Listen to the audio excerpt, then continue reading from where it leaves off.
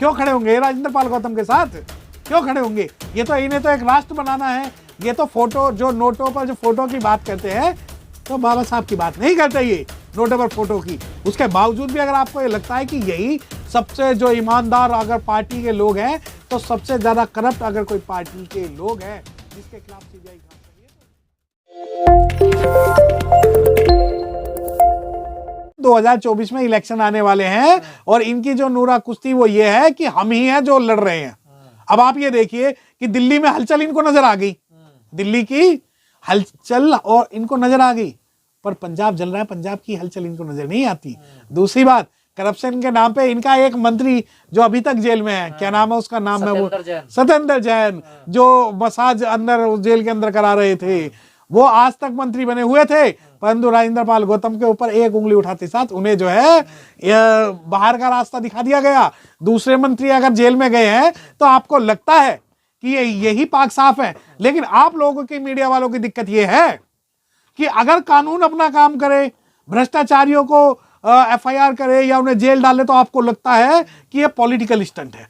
परंतु political stunt आप ये देखिए कि इनके जो मुखिया हैं, इनके मुखिया बड़ी बड़ी बात करते थे कि हाँ, इस भारत के अंदर अगर कोई करप्ट है तो वो मुलायम सिंह और मायावती है, केजरीवाल। हाँ ठीक है। आज इनके मुंह से ये क्या निकलेगा कि मेरा मंत्री अरेस्ट कर लिया। अबे तुम्हारा मंत्री जो अरेस्ट हुआ है वो करप्शन के केस में अरेस्ट हुए हैं सारे के सारे, और तू यानी कि जो ये छोटा रिचार्ज है, जो बहन जी और मुलायम सिंह को और लालू यादव को जब ये गरियाते थे स्टेज पे चढ़ के, आज तक उनके खिलाफ कोई सबूत नहीं मिला है। और आप जब बात करते हो कि दिल्ली में हलचल हो रही है, दिल्ली में हलचल तो अभी मैं आपको बता रहा हूं कि जिस वक्त थर्ड फ्रंट की सरकार अगर आ गई दिल्ली में, तो मुखिया के साथ साथ सभी लोग अंदर जाएंगे जो करप्शन में इन्वॉल्व है, और जो एक करप्शन कर रहे हैं वो तो पुलिस के पास में सबूत है। जैसा आपने कहा राजेंद्र पाल गौतम ने तो कुछ ऐसा कहा भी नहीं, उनका इस्तीफा ले लिया तुरंत। लेकिन अगर मनीष सिसोदिया पे इतने गंभीर आरोप है, सत्येंद्र जैन जेल में है, उनके बचाव में तो केजरीवाल की पूरी टीम सड़कों पे लेट रही है,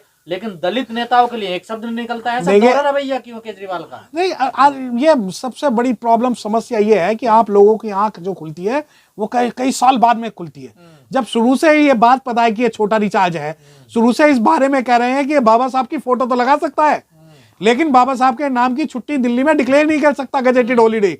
जब ये कहते हैं कि ये स्पेशल कंपोनेंट प्लान जो शेड्यूल कास्ट के लिए था, उसे फ्री बिजली और फ्री पानी में तो दे सकता है, परंतु शेड्यूल कास्ट के बच्चों को जो है विदेशों में पढ़ने के लिए नहीं भेज सकता और अच्छे स्कूल नहीं बना सकता।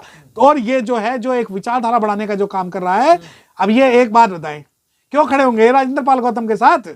क्यों खड़े होंगे? ये तो इन्हें तो एक राष्ट्र बनाना है। ये तो फोटो, जो नोटों पर जो फोटो की बात करते हैं, तो बाबा साहब की बात नहीं करते ये नोटों पर फोटो की। उसके बावजूद भी अगर आपको ये लगता है कि यही सबसे जो ईमानदार अगर पार्टी के लोग हैं, तो सबसे ज्यादा करप्ट अगर कोई पार्टी के लोग हैं जिसके खिलाफ सीबीआई काम कर रही है, तो इनकी पार्टी के लोग हैं। इवेंट क्यों बना देते हैं? आखिर अगर कोई इन्होंने गलत काम नहीं किया, मनीष सिसोदिया ने कोई घोटाला नहीं किया, तो जांच हो जाने दें। अगर कुछ नहीं तो फिर ये इतना नंगा नाच क्यों शुरू हो जाता है सड़कों पर? है देखिए, वो इनका एक पूरा इवेंट तैयार कर दिया जाता है। ये इवेंट सिर्फ ये है कि अगर बीजेपी को कोई चैलेंज कर सकता तो आम आदमी पार्टी कर सकती है। ये जो तुष्टीकरण की जो नीति है इनकी, ये उनको एक अपने गेम में लाना चाह रहे हैं। ये चाह रहे हैं कि पक्ष भी अपना, विपक्ष भी अपना, सत्ता भी अपनी, विरोध भी अपना। तो ये उन लोगों को पैदा कर रहे हैं जिन लोगों को ये भविष्य में राजनीति करानी है।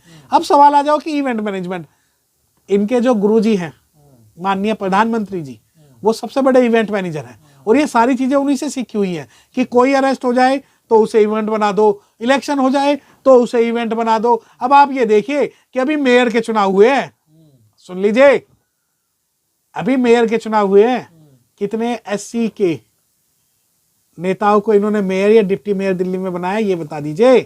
कितने लोगों को राज्यसभा भेजा, ये बता दीजिए। परंतु इनका क्या है कि इवेंट करके और नूरा कुश्ती करके ये दिखा देते हैं कि हम जीत गए, परंतु जीत इसमें तुम लोगों की है, हम लोगों की हार है। अगर हमारे समाज से कोई भी एक भी व्यक्ति, चाहे इनकी पार्टी में कैसा भी हो, अगर उसे कोई सत्ता मिलती तो हो सकता है कि हमारा मन भी थोड़ा सा परिवर्तित होता। अब मनीष सिसोदिया को शिक्षा का देवता बनाकर पेश किया जा रहा है, शिक्षा के लिए इतना काम किया, लेकिन ये नहीं कहा जा रहा कि शराब में कितना बड़ा घोटाला किया। नहीं, शिक्षा में बहुत बड़ा काम किया, इस बात से तो मैं अप्रिशिएट करता हूँ कि दिल्ली में जहाँ पहले साइंस हर स्कूलों में पढ़ाई जाती थी, आज वो 70% स्कूलों में साइंस खत्म कर दी है, वो वहाँ कॉमर्स सभी स्कूलों से खत्म कर दी है, और जो शिक्षा का स्तर जो सरकारी स्कूलों में आज से 15 साल पहले था वो स्तर डाउन कर दिया है। हाँ, लेकिन ये बहुत बड़ा इन्होंने योगदान किया है कि एक स्कूल के ऊपर डेंटिंग पेंटिंग कराते हैं, उस पेंटिंग में किसी को बाहर से बुला लेते हैं और ये कहते हैं कि हमारा मॉडल जो अमेरिका में चल रहा है। अब ये देखिए कि विधानसभा में नौटंकी करते हैं कि हमारे अफसरों को फिनलैंड नहीं भेजा जा रहा, स्वीडन नहीं भेजा जा रहा हायर एजुकेशन के लिए। अबे तुम्हारे जो टीचर्स को तुम भेजने की जितनी वकालत कर रहे हो, काश SC ST OBC के बच्चों की जो स्कॉलरशिप का पैसा जो तुम फ्री बिजली फ्री पानी में उड़ा रहे हो, अगर उसको करते तो हम आपको अप्रिशिएट करते, परंतु ये नहीं करेंगे। मैं बता रहा हूं कि आपको ये बड़े नौटंकीबाज का छोटा रिचार्ज, ये छोटा नौटंकीबाज है जो कि सभी लोगों को डाइवर्ट करके सिर्फ इन उल्टी सीधी चीजों में लगाए रखना चाहते हैं, जबकि मूलभूत चीजें इन पर अभी तक कुछ ना हो पाई हैं और ना ही कुछ होंगी। तो क्या लगता है आपको, ये घोटाला क्या मनीष सिसोदिया ने? देखिए जी, मैं वैसे तो CBI एजेंसी नहीं हूं, लेकिन प्राइमा फेसिया अगर पुलिस और CBI अपना काम कर रही है तो कहीं ना कहीं उनके पास में सबूत है, और वो सबूत इन्हें निष्पक्ष क्लीन चिट नहीं दे रहे। और अगर इस प्रदेश का मुखिया ये चाह रहा है कि लोग सड़कों पर आकर मनीष सिसोदिया को बचाएं, सत्येंद्र जैन को बचाएं, तो अगर ऐसा करना है तो भारत के अंदर आज भी लोकतंत्र है, तानाशाही नहीं है जो तानाशाही आप करवाना चाहते हो।